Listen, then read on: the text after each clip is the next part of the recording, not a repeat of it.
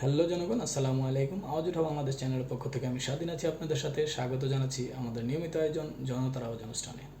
আজকের দিনে আমরা একটা সংবাদ নিয়ে কথা বলবো।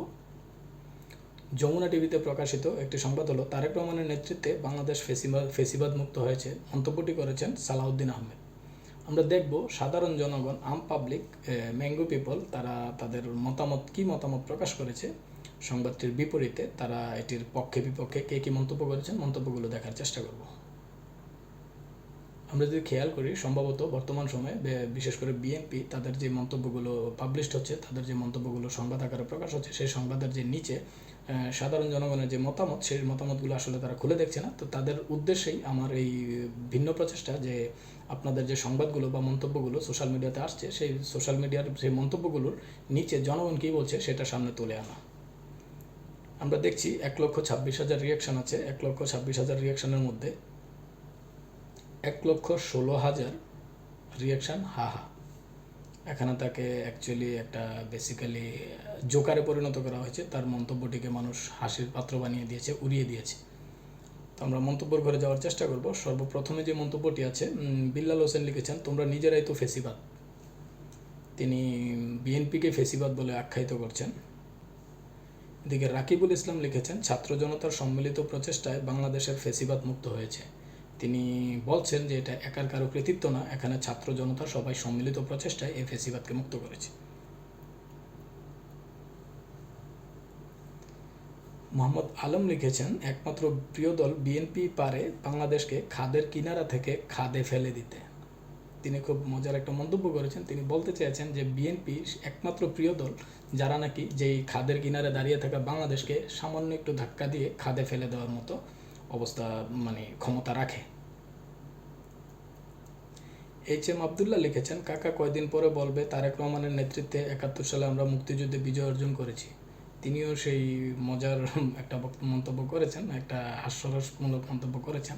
যেমন এই বিষয়টা যদি আমরা দেখি, আমরা যদি ভুল না করে থাকি, কিছুদিন আগে একজন ইউনিভার্সিটির প্রফেসর তিনি তার একটি বক্তব্যে বলেছিলেন যে বাংলাদেশের সর্বপ্রথম নারী মুক্তিযোদ্ধা বেগম খালেদা জিয়া, এবং তিনি তার বক্তব্যে এমনভাবে উল্লেখ করেছেন যে প্রথম নারী মুক্তিযোদ্ধা মা খালেদা জিয়া এবং শিশু মুক্তিযোদ্ধা তারেক রহমান এবং কোকো। তো তিনি বাকি রাখেননি, অ্যাকচুয়ালি এই মন্তব্যটা তিনি অলরেডি করে দিয়েছেন। তো HM আবদুল্লাহ যিনি মন্তব্যটি করেছেন, যদি আপনার পর্যন্ত এই ভিডিওটি পৌঁছায় তাহলে দয়া করে একটু নিউজটা দেখে নেবেন। আবুল কালাম পাটোয়ারি খোকন লিখেছেন, 24-এর গণ অভ্যুত্থান বিএনপির কোনো নেতৃত্ব ছিল না, অতএব 24-এর গণ অভ্যুত্থান নিয়ে কথা বলার অধিকার বিএনপির নাই। কথা পরিষ্কার। তিনি বলেছেন যে 24-এর অভ্যুত্থানে বিএনপির কোনো অবদানই নেই। তবে আমি বলবো ভাই, এটা আসলে কারোর একার কৃতিত্ব না। এখানে বাংলাদেশের সাধারণ জনগণ, পাবলিক, আম পাবলিক, ম্যাঙ্গো পিপল, তারা সবাই জড়িত ছিল। আওয়ামী বিরোধী যত রাজনৈতিক দল আছে তারা সবাই কোনো না কোনোভাবে হেল্প করে গেছেন এবং সম্পৃক্ত ছিলেন এই আন্দোলনের সাথে। HD হিরণ লিখেছেন, এজন্য বলি গাঁজায় দাম এত বেশি কেন। তিনি বলতে চেয়েছেন যে উনি নেশাগ্রস্ত, এই কারণে এই ধরনের মন্তব্য করছেন। জাহিদ হাসান লিখেছেন, আপনারও পাবনায় চিকিৎসা নেওয়া দরকার। তিনি বলছেন যে ওনাকে পাবনায় চিকিৎসা নেওয়ার জন্য সাজেস্ট করছেন। MD হুসাইন আহমেদ তালহা লিখেছেন, তোমরা নিজেরাই তো ফেসিবাদ। তিনি ওই সেই প্রথম মন্তব্যটাই কপি করেছেন যে তোমরা নিজেরাই, বিএনপিকেই তিনি ফেসিবাদ বলছেন। কাজী হাসান মাসুদ লিখেছেন, এর কোনো আত্মীয় স্বজন নাই, তাকে দ্রুত পাবনায় চিকিৎসা করাতে হবে। তিনি তার আত্মীয় স্বজনকে খোঁজ করছেন যে তার যদি কোনো আত্মীয় স্বজন থাকে তাহলে তারা যেন তাকে পাবনায় চিকিৎসার জন্য নিয়ে যান। MD মিথুন লিখেছেন, ফেসিবাদ নাকি ফেসিবাদ মুক্ত করছে বিএনপি, বড় ফেসিবাদ। তিনি বলছেন যে আপনারা নিজেরাই ফেসিবাদ, আবার আপনারা কোন ফেসিবাদকে মুক্ত করবেন। তিনি বিএনপিকেই সবচেয়ে বড় ফেসিবাদ বলে আখ্যায়িত করছেন। শফিকুল হাসান লিখেছেন, বর্তমানে রাজনীতি মিথ্যা আর চাপায়ের উপর টিকে আছে, কোরআনে আছে মিথ্যাবাদীদের উপর আল্লাহর লানত। তিনি খুব সুন্দর একটা মন্তব্য করেছেন। আমি আমার বিগত ভিডিওতেও বলেছি যে আসলে রাজনীতি করার মানেই হলো যারা বড় বড় রাজনীতিবিদ নেতা, তাদের মুখে আসলে সত্য কথা খুব বেশি একটা আসে না। তারা শুধু মিথ্যা আর চাপাবাজির উপরে টিকে আছেন। তাদের পুরো দলটাই টিকে আছে এই মিথ্যা আর চাঁদাবাজির উপরে। শাহিদ সালেহীন লিখেছেন, তাই নাকি নতুন গান। তিনি বলতে চাচ্ছেন যে এটা আসলেই নতুন গান, নতুনভাবে শুনলাম। এমন একটা মন্তব্য তিনি করেছেন। কামরুল ইসলাম লিখেছেন, ছাত্র জনতার আন্দোলন ত্যাগের মাধ্যমে দেশ ফ্যাসিবাদ মুক্ত হয়েছে। তিনিও সেই একই মন্তব্য করেছেন যে যারা দাবি করছেন যে আমরাই দেশকে ফ্যাসিবাদ মুক্ত করেছি, আসলে এটা সমগ্র জাতির ক্রেডিট, সমগ্র বাংলাদেশি জাতির ক্রেডিট। সেখানে ছাত্র জনতা, সাধারণ জনতা সবাই উপস্থিত ছিলেন এবং তো সবাই তার নিজ নিজ জায়গা থেকে এবং দেশকে ফ্যাসিবাদ মুক্ত করেছেন। আবু সাইদ লিখেছেন, হাস্যকর। ইমাম হুসাইন লিখেছেন, ফ্যাসিবাদ মুক্ত দেশ গঠন করতে হলে ইসলামী শক্তির বিকল্প নেই। তিনি এখানে তার একটা মতামত ব্যক্ত করেছেন, যেখানে তিনি বলছেন ফ্যাসিবাদ মুক্ত দেশ গঠন করতে হলে বাংলাদেশে ইসলামিক যে শক্তিটা আছে, ইসলামিক যে রাজনৈতিক দলগুলো আছে, তাদের কোনো বিকল্প নেই বলেই তিনি মন্তব্য করছেন। মারুফ হাসান মহিন লিখেছেন, এজন্যই তো বলি বাজারে তেলের দাম এত বেশি কেন। তিনি তাকে তেলবাজ বলছেন। মোহাম্মদ মোস্তফা দেলোয়ার লিখেছেন, এসব বলে দলের জনপ্রিয়তা তলানিতে ফেলে দিচ্ছে। ফ্যাসিবাদ বিরোধী আন্দোলনে বিএনপির বিশাল অবদান রয়েছে। বিএনপি জামাতের কর্মী সমর্থক এই আন্দোলনের সক্রিয় অংশগ্রহণ করেছিল বলেই আন্দোলন সফল হয়েছিল।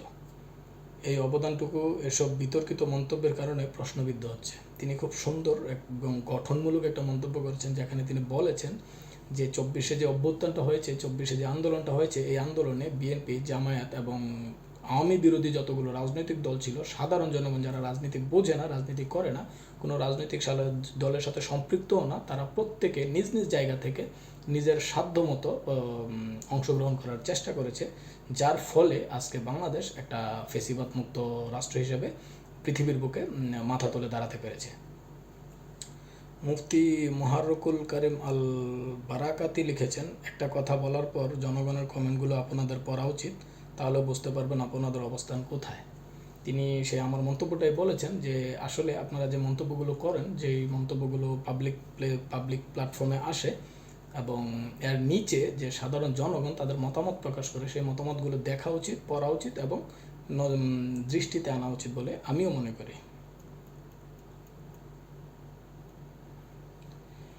আবদুল্লাহ আল জাবের লিখেছেন, সঠিক বলেছেন, সূত্র শিলং। তিনি তাকে উপহাস করেছেন, আমরা অনেকেই জানি তিনি অনেক দীর্ঘদিন যাবৎ গুম ছিলেন এবং তিনি শিলংয়ের একটি বিলাসী একটি লজে বা কটেজে ছিলেন, যেখানে তিনি বিলাসী জীবনযাপন করেছেন বলেই আমরা অল্প কিছুদিন আগেও সোশ্যাল মিডিয়াতে দেখেছি। কাজী দিন মোহাম্মদ রাহাত লিখেছেন, বিএনপির মতো এত ক্ষুধার্ত দল বিশ্বের কোনো দেশে নেই। তিনি বিএনপিকে ক্ষুধার্ত দল বলছেন।